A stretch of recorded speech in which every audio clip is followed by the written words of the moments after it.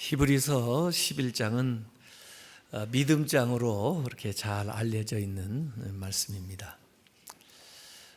그런데 사실 이 믿음장이 히브리서 10장, 12장 중간에 위치하고 있죠. 믿음장만 따로 떼어서 설교하시는 분들도 계시지만 사실 이 믿음장 히브리서 11장을 제대로 이해하려면 그 앞에 나왔던 히브리서 10장까지의 말씀을 다 이해해야 되고 최소한 히브리서 10장을 이해해야 됩니다. 그리고 다시 11장 말씀 이후에 또 12장 말씀이 그것을 실제로 이어가고 있기 때문에 11장을 이해하기 위해서는 히브리서 10장과 12장을 이해하면서 그 11장은 그 10장과 12장을 이어주는 다리 역할을 한다, 이렇게 보면 되겠습니다. 그래서 지금까지 이야기했던 것들을 신뢰를 들어가지고 11장에서는 예증을 해주고 있고 또 그 내용이 이제 10장에 이어서 전개가 되고 있다, 이렇게 보시면 되겠습니다. 그래서 사실 오늘 히브리서 11장 시작할 때 우리 성경에는 그 접속사가 빠져 있는데 원래는 헬라어 때라는 말이 거기에 필요해요. 그 때라는 말은 영어로 말하면 now, 이제. 또 그런데 이러면서 앞에 나온 내용하고 연결을 시키는 그 접속사가 11장 1절에 먼저 나와야 되죠. 그 앞에 믿음으로 의로워진다는 이야기도 했고 또 더구나 지난 시간에는 성도들을 격려하는데 기억을 해라, 담대해라, 그리고 인내하라 라는 말씀이 나왔었죠. 믿음이 있기 때문에 또 소망하기 때문에 그렇게 하라는 건데, 그러면 믿음이 무엇인가? 정말 그 믿음이 있는 사람들은 어떻게 살았는가 하는 것들을 이 믿음의 선배들을 이제 생각하면서 이야기를 해주는 것이 히브리서 11장입니다. 이 히브리서 11장이 40절까지 되어 있는데 1, 2절과 39절, 40절이 같은 이야기가 전제되어 있고 또 부연되어 나와요.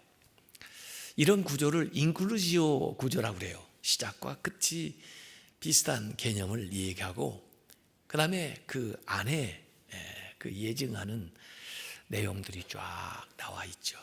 그래서 1절, 2절과 39절, 40절에는 믿음 그리고 증거, 믿음, 증거, 이 말이 반복적으로 나오고 그 믿음이 실제 삶을 통해서 그렇게 증거된 사람들의 이야기가 본론을 형성하고 있는 그런 구조예요. 그 본론 안에는 창조부터 시작해가지고 믿음의 그 명예의 전당에 이름을 올린 아주 위대한 인물들이 실명이 거기 거론되고 있는데 아벨부터 시작해가지고 에녹, 노아, 아브라함, 사라, 이삭, 야곱, 요셉, 모세의 부모, 모세, 라합, 기드온, 바락, 삼손, 입다, 다윗, 사무엘, 그리고 선지자들, 그리고 여인들 이야기가 쫙 나오는데 대체로 보면 연대순으로 시대순으로 배열이 되어 있는 것 같아요. 주로 구약의 인물 같지만 또 이 히브리서를 쓰고 있을 때 당시에 바로 직전에 있었던 혹시 복음서의 그 여인들까지도 포함해서 얘기하려고 그런지 모르겠습니다. 어쨌든 믿음에 대해서 설명할 때 그냥 추상적인 철학적인 개념으로 설명하지 않고 실제 살았던 삶의 모습을 통해서, 그들의 이야기를 통해서 이 믿음을 설명한단 말이죠. 그러니까 이 믿음은 개념이 아니라 삶이다. 이 믿음은 삶을 통해서 이렇게 증명돼야 된다. 이들의 삶에서 믿음이 정말 보이느냐, 이렇게 이야기하는 것이 히브리서의 내용이라고 볼 수가 있습니다. 그래서 이 믿음의 선지들은 그 하나님의 약속을 부여잡고 어떤 고난과 시련이 와도 그것을 견뎌내면서 마침내 그 약속을 받아낸 그런 위대한 인물이었다라고 하는 것을 이 히브리서 11장에 명명백백하게 우리에게 보여주는 거죠. 왜 이렇게 말하느냐?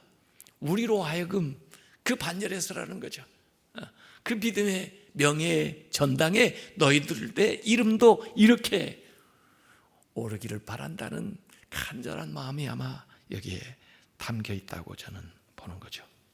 특별히 그 위대한 인물 가운데 두 사람이 더 많은 분량을 할애해가지고 얘기하는데 아브라함과 모세예요.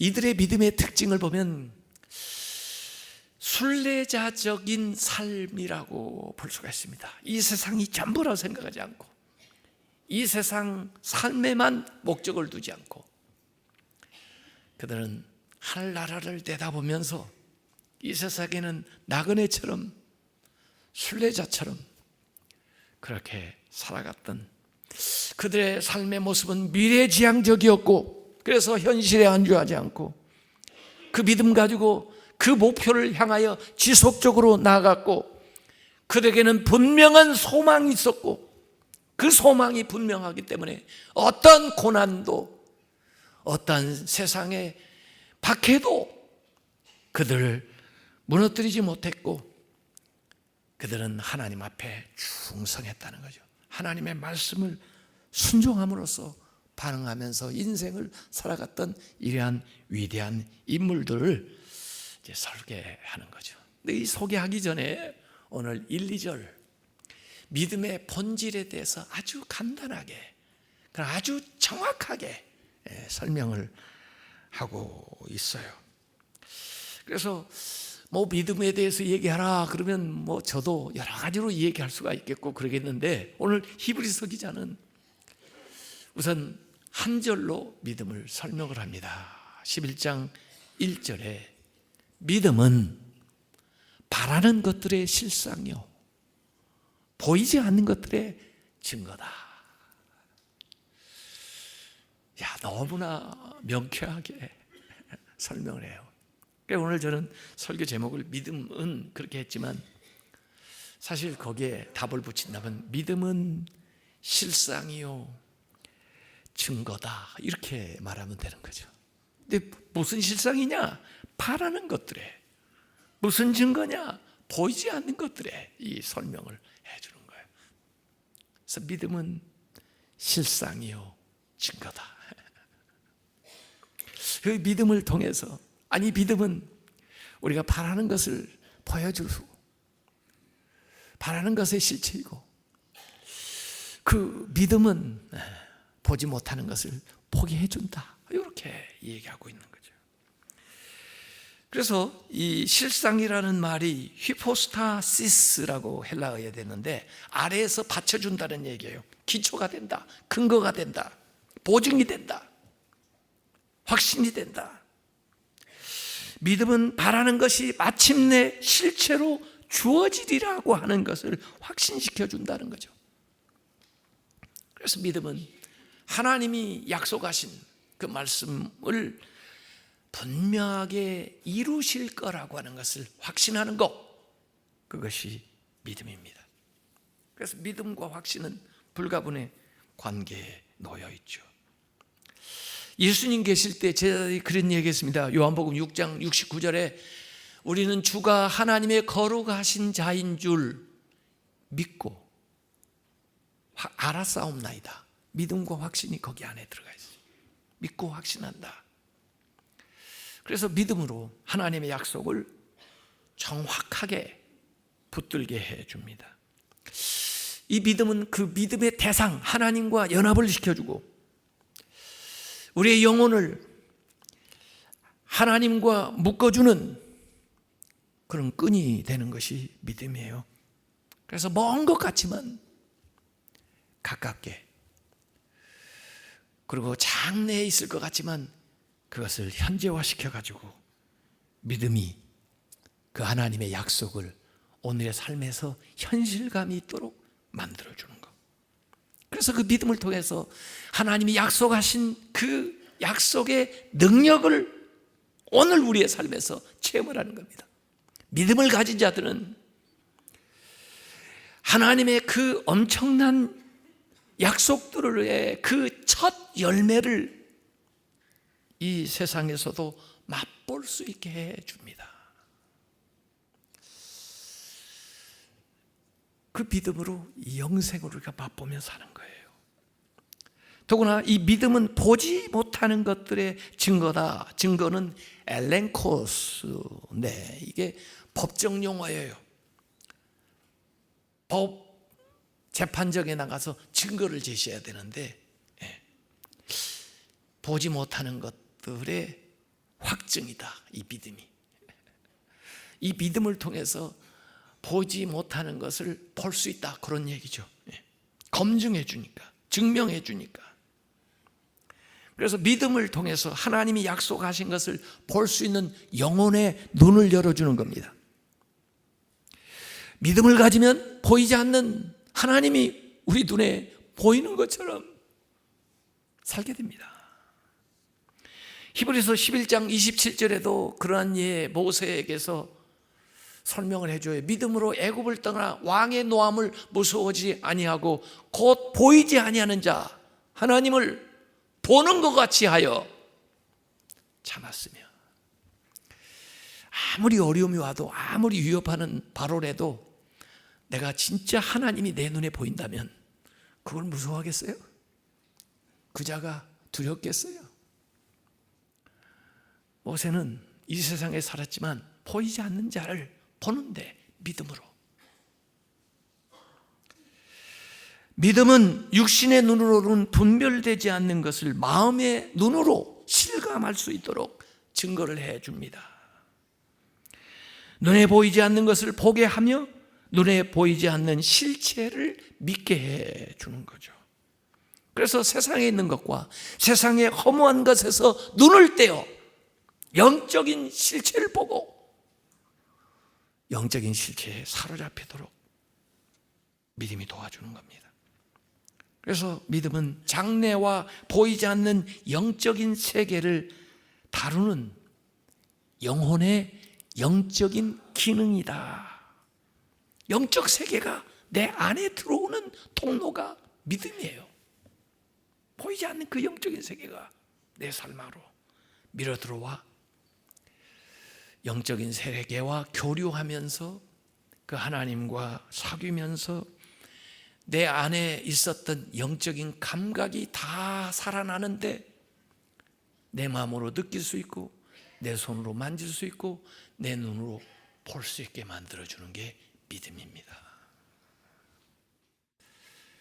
그래서 믿음은 바라는 것들을 현존하는 실제로 만들고 보이지 않는 것들을 보게 만드는 거죠. 세상은 우리에게 계속 얘기합니다. 내 눈에 보이고 만져지는 것만이 실제다. 그것이 전부다 라고 소리치지만, 그래서 세상 사람들은 그것에 보이는 것의 기준에서 인생을 살아가지만 그걸 잡으려고 다니지만, 믿음의 사람들은 보이지 않는 것에 기준해서 보이지 않는 것을 보기 때문에 살아가는 거죠. 그래서 삶의 방식이 달라요. 달라져야 돼요. 믿음으로 산다는 것은 다르게 사는 것입니다. 고린도후서 5장 7절에 이는 우리가 믿음으로 행하고 보는 것으로 행하지 아니함이라. 세상 사람들은 보는 걸 기준해서 사지만 우리는 믿음으로 행한다는 것이 보이지 않는 것을 기준해서 살아간다 하는 얘기예요. 이 여러 가지 장애를 가지고 있었던 송명희 시인이 작시한 그 노래 말에 보면 이런 게 나옵니다. 남이 못 본 것을 보았고, 남이 듣지 못한 음성도 없고, 남이 모르는 거 깨달았네. 어떻게 해요? 무엇으로요? 믿음으로. 남이 못 보는 걸 볼 수 있어야 이길 수 있습니다. 남이 못 보는 거 볼 수 있어야 세상을 감당할 수가 있습니다. 세상이 감당치 못할 자가 돼요. 세상만 보아가지고는 세상을 이길 수가 없어요.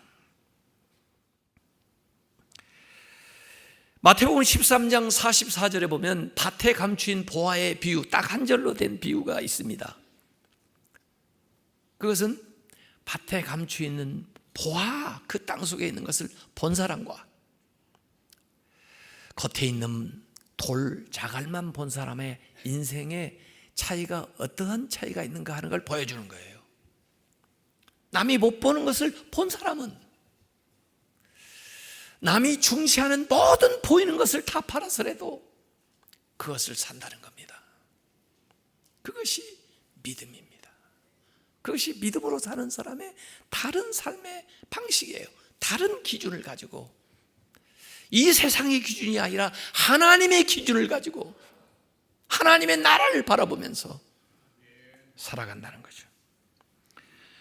고린도후서 4장 18절에 우리가 주목하는 것은, 우리가 기준하는 것은, 우리가 바라보는 것은 보이는 것이 아니요 보이지 않는 것이니 보이는 것들은 잠깐이요 보이지 않는 것은 영원함이라. 교회도요, 우리가 이 인테리어를 다시 전부 했잖아요. 리모델링을요. 근데 거의 우리 교회가 반석위에 지어져 가지고요, 몇십 년이 됐는데도요, 처음에 잘 지었어요. 골격이요. 그래서 뭐 보강을 많이 하지 않고도 이렇게 새 예배당처럼 만들었어요. 근데 사실은 이 보이는 것들이 바꿔진 것이지, 보이지 않는 것은 이전에 있는 그대로예요. 보이지 않는 게 중요하거든요. 제가 이제 미국에 살 때 주로 우리는 월세, 렌트를 내고 뭐 1년 또는 2년 계약을 해서 사는데요, 뭐 살다 보면 집안에 무슨 장식도 하고 인테리어도 바꾸고 또 조금 이렇게 안락하게 꾸미기를 하는데, 렌트 기간이 다 지나면요 원상복귀 해놔야 돼요. 내가 이거 설치했다고 뭐 했다고 주인이 돈 주지 않아요. 오히려 그 원상복귀 안 해놓으면요 비용 물고 나와야 돼요. 보이는 게 중요한 게 아니고 보이지 않는 것이 중요합니다. 우리는 보이는 쪽에 많이 투자를 하죠. 그러나 사람에게서도 중요한 것이 보이지 않는 데 있습니다. 보이지 않는 기관들, 보이지 않는 생각이 그를 결정하는 거죠. 어거스틴은 아주 귀한 얘기를 했습니다. 이렇게 얘기했습니다. 믿음이란 아직 보지 못하는 것을 믿는 것이다. 이 믿음에 대한 보상은 자신이 믿는 것을 보게 되는 것이다. 우리가 믿는 것은 보지 못하는 것을 믿는 거지만은 그 믿음에 대한 상은 그 보지 못하던 것을 보게 되는 것이다. 믿음만이 바라는 것을 이룰 수 있게 만들어주고, 믿음만이 보지 못하는 것을 보게 만들어줍니다. 믿음이 여러분이 바라는 이 세상의 소원뿐 아니라 참된 소망, 하나님 나라의 그 소망을, 구원의 소망을 이루어주고, 믿음만이 이 세상뿐 아니라 하나님의 나라에 들어가도록 우리를 도와준다는 거죠. 믿음으로 이 세상에서 누리는 것은 그것을 미리 맛보는 첫 열매에 불과한 것이고, 참된 소망과 보이지 않던 것이 보게 되어지는 영광은 장차 우리에게 그 믿음 때문에 나타난다는 겁니다. 그래서 웨슬리는 믿음이란 보이지 않는 영원한 것에 대한 신령한 확신이다 그랬고, 매튜 헨리는 믿음은 육체의 눈으로 볼 수 없는 것의 실체를 마음의 눈으로 보게 한다 그랬습니다. 그러니까 유난히 예수님께서 행하신 이적 가운데 눈 띄어주는 이적이 많아요. 에바다 보라는 거예요. 단번에 보여주시기도 하고 또 점진적으로 눈이 띄어서 보게 돼도 되는데, 예수님께서 본다는데 못 보는 사람이 있다. 근데 육신적으로 못 보는 것 같지만 보는 사람이 있다, 이런 말씀. 귀가 있는데 못 듣는 사람이 있다. 못 듣는 것 같은데 듣는 사람이 있다. 보라, 들어라 하는 말씀들은 이 믿음을 통해서 우리가 보이지 않는 것들이 보게 되는 것들을 이 메타포로 얘기를 하는 겁니다. 로마서 8장 24절 25절에 보면 바울은 우리가 소망으로 바라는 것으로 현재 구원을 얻었음에, 보이는 소망이 아니니 보는 것을 누가 바라리요? 만약 우리가 그 보지 못하는 것을 바란다면 참음, 인내함으로 기다릴지니라, 이렇게 얘기했습니다. 그래서 믿음이 우리 안에서 활동하게 되면 실체를 드러내고 우리에게 보지 못하는 것들을 보게 하는 증거가 된다는 거예요. 근데 제가 이 바라는 것과 보지 못하는 것의 차이가 뭘까? 이번 주 내내 고민을 해봤어요. 저는 그런 것 때문에 고민을 하는 사람이에요. 바라는 건 소망인데 이건 시간 차원이에요. 시간.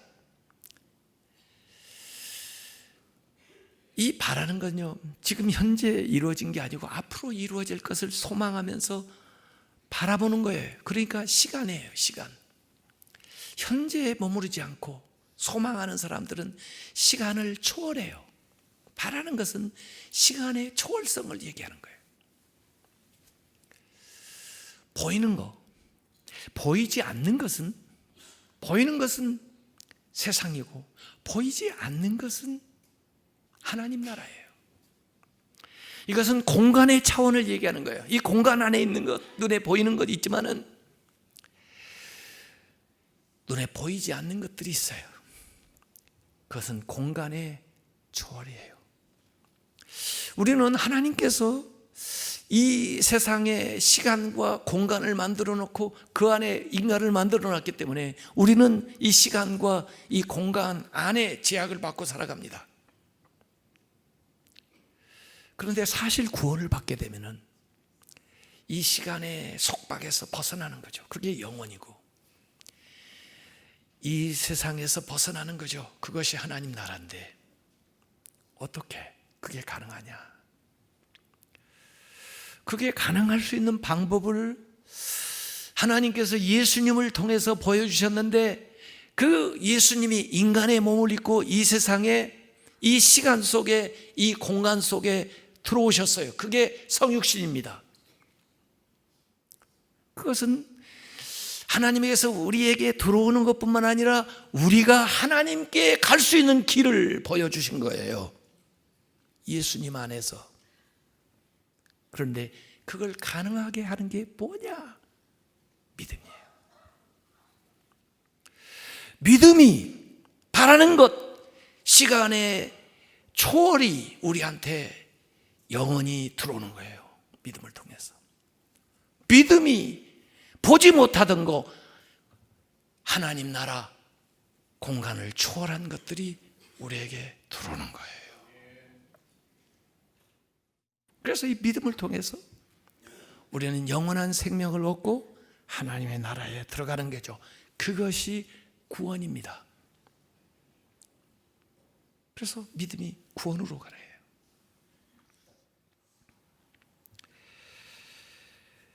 그래서 믿음은 하나님의 영원을 맞이할 수 있게 해주고 하나님의 나라를 보게 해줍니다. 물론 아까 바라는 것이 이 세상에 있는 것일 수도 있으나 영원, 그것이 최종적인 거죠. 보이지 않는 것, 이 세상에도 많이 있죠. 그걸 현실화하도록 믿음이 도와주죠. 그러나 최종적인 것은 하나님의 나라. 그래서 믿음이 영생과 하나님의 나라를 우리에게 확신시켜 준다는 거죠.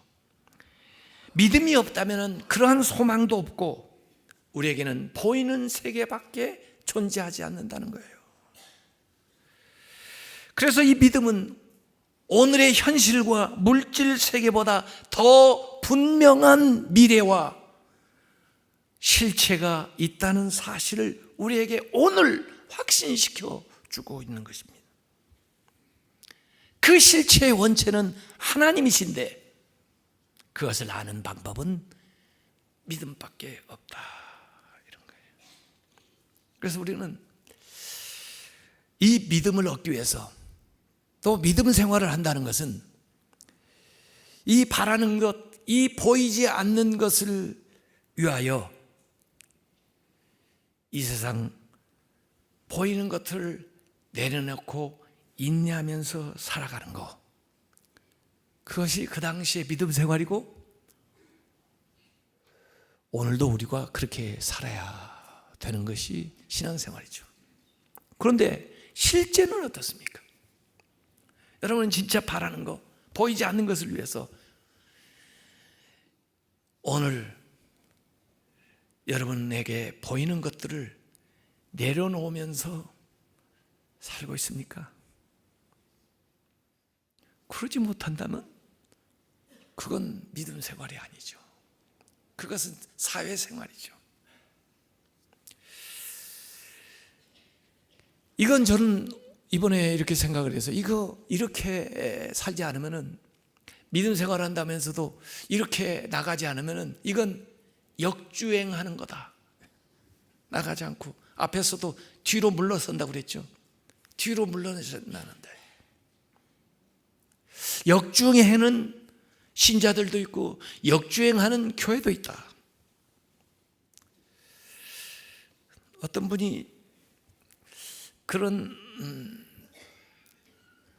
타이틀을 하나 얘기한 게 제 마음에 남아있는데, 부당거래에 빠진 교회, 이런 타이틀. 부당거래에 빠졌다. 정상적인 거래를 하지 않고 교회가 부당거래를 하고 있다, 이런 측면인데, 저는 그 단어 자체를 제 설교에 적용을 해본다면 이런 거죠. 보이는 것을 위해서 보이지 않는 것을 저버린 교회, 이건 부당거래하는 거예요. 이게 물질주의입니다. 세상 사람만 물질주의로 사는 게 아니고 신앙생활하는 사람들도 세상에서 살면서 그 보이는 것을 잡기 위해서 보이지 않는 이 귀한 것들을 저버려요. 그러면 물질주의가 되는 겁니다. 또 보이지 않는 것과, 우리가 가지고 있는 보이지 않는 것과 보이는 것을 바꾸어버린 신자, 그 가치를 모르고 그냥 바꿔버린, 저는 그걸 세속주의라고 얘기하고 싶어요. 세속주의. 세상에서 우리의 고귀한 보이지 않는 이 믿음을 보이는 것과 바꿔버려요. 또 보이는 것을 만들기 위해서 수단이 되어버린 믿음을 갖는다고 하면서 믿음 생활을 한다면서 믿음으로 보이는 세계를 더 많이 만들어내고 더 많이 확장하는 것에 몰입한, 이걸 뭐라고 할까요? 기복주의라고 할까요? 보이는 것을 만들기 위해서 믿음조차도 수단으로 삼아버린, 존재가 아닌 소유를 추구하는 신앙생활, 사탄의 유혹은 계속 그렇게 예수님에게 다가와서 돌을 떡으로 만들어봐라, 뛰어내리면 사람들이 너한테 대단한 환호성을 지를 거라, 로마의 권력을 주겠다.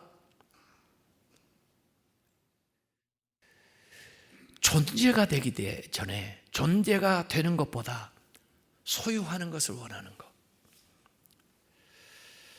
이것이 사탄의 유혹입니다. 그래서 세상에 더 많은 것을 효과적으로 수집하기 위한 것으로서의 믿음을 얘기한다면 그것은 역주행하는 믿음 생활이다. 그것은 부당 거래에 빠진 교회의 모습이다. 이렇게 이야기하고 싶은 거죠. 오히려 보이는 것들을, 오히려 이 세상에 있는 것들을, 그 바라는 것을 위하여, 그 보이지 않는 세계를 위하여 투자하고 나아가는 것이 신앙생활이다. 이것이 오늘 우리에게 분명하게 얘기해 주는 겁니다. 2절 말씀은 1절을 부연 보충해 주는 설명이에요. 2절도 사실은 왜냐하면으로 시작해요. 왜냐하면 선진들이 이로써 증거를 얻었느니라. 선진들이 믿음의 선배들이죠. 믿음의 조상들, 지금 앞으로 나올 사람들 이름인데, 믿음으로써 이런 믿음을 가지고 증거를 얻었다. 이 증거를 얻었다는 것은 앞에 1절에 나오는 증거하고 좀 다른 말인데 같이 번역을 한국말로 해놨기 때문에 조금 오해를 할 가능성이 있는데, 여기서 증거라는 것은 하나님께서 증거한다는 건데, 다른 말로 말하면 하나님이 인정한다는 겁니다. 우리 선조들이 믿음으로 하나님의 인정을 받았다. 그래서 여기 39절 40절에도 그들의 그 삶이 그 믿음을 증거하고 있다, 이렇게 이제 나오는 거예요. 하나님이 그들을 인정한다는 뜻은 하나님이 칭찬한다는 뜻이에요. 하나님이 그들의 그 믿음을 칭찬한다는 거예요. 하나님께서 우리를 보실 때 가장 먼저 뭘 찾으시는지 아십니까? 우리에게서? 제가 물어보는 건 오늘 무조건 믿음이라고만 답변하면 맞아요. 이제 답을 가르쳐 줬으니까. 하나님 우리에게서 제일 먼저 무엇을 찾으신지 아십니까? 어떻게 잘 아세요 이렇게? 믿음을 찾는 거예요. 다른 걸 먼저 보지 않습니다. 세상 사람들은요, 누구를 딱 만나면 인물을 보고, 또 그 사람의 타이틀을 보고, 가신 재산 정도를 보고, 또 뭐 조금 더 깊이 보면 그 사람의 말투나 생활 습관이나 성품이나 이런 것들을 보면서 그 사람이 누구겠다 생각을 하는데, 하나님도 우리를 보실 때 그 보이지 않는 믿음을 보신다는 거예요. 믿음으로 결정되는 거예요, 우리의 삶. 그래서 그 믿음으로 인정을 받고 그 믿음으로 칭찬을 받는다, 이 얘기입니다. 그래서 오늘 6절에도 무엇이 없이는 하나님을 기쁘게 못하나니 무엇이 있어야 돼요? 믿음이 있어야 하나님을 기쁘게 한다고 말해요. 우리가 뭘로 하나님을 기쁘게 해요? 돈을 많이 가져와서 하나님을 기쁘게 해요? 하나님의 일을 많이 해가지고 하나님을 기쁘게 해요? 우리가 세상에서 대단한 명예를 얻어가지고 하나님이 기쁘게 돼요? 오늘 성경은 무엇으로 하나님을 기쁘게 한다고요? 믿음으로. 우리의 믿음. 그 믿음이 없으면 천하 없어도, 천하 없는 것을 가져와도 하나님을 기쁘게 못해. 왜? 그 믿음만이 우리를 구원하기 때문에, 그 믿음만이 우리를 하나님 앞에 세울 수 있는 거기 때문에, 세상의 어떤 것으로도 대체할 수 없는 것이 그 믿음이기 때문에, 하나님은 우리에게 믿음을 본다는 거예요. 그래서 그 믿음으로 인정을 받은 사람들의 실제 삶의 이야기를 아래 전개하고 있는 것입니다. 그래서 믿음의 특징은 오늘 1, 2절에 이야기한 건 바라는 거, 소망하는 것이고, 믿음은 보이지 않는 것인데 그것을 이 세상에 보이는 것처럼, 그것이 마치 오늘 나의 삶에서 이루어진 것처럼 당당하게, 담대하게, 때로는 인내하면서 살아가는 것이 믿음이다. 그 믿음만이 하나님의 인정을 받을 수 있고, 그 믿음으로만 구원을 받을 수 있다. 그것이 오늘 이야기의 초점이에요. 그래서 믿음, 소망의 보증, 천국의 확신, 구원의 상급, 이런 식으로 세 가지 요소를 설명을 할 수가 있는 거죠. 그러니까 믿음이 우리에게 소망, 확신, 구원을 가져다 주는 거예요. 이 믿음으로 사시길 바랍니다.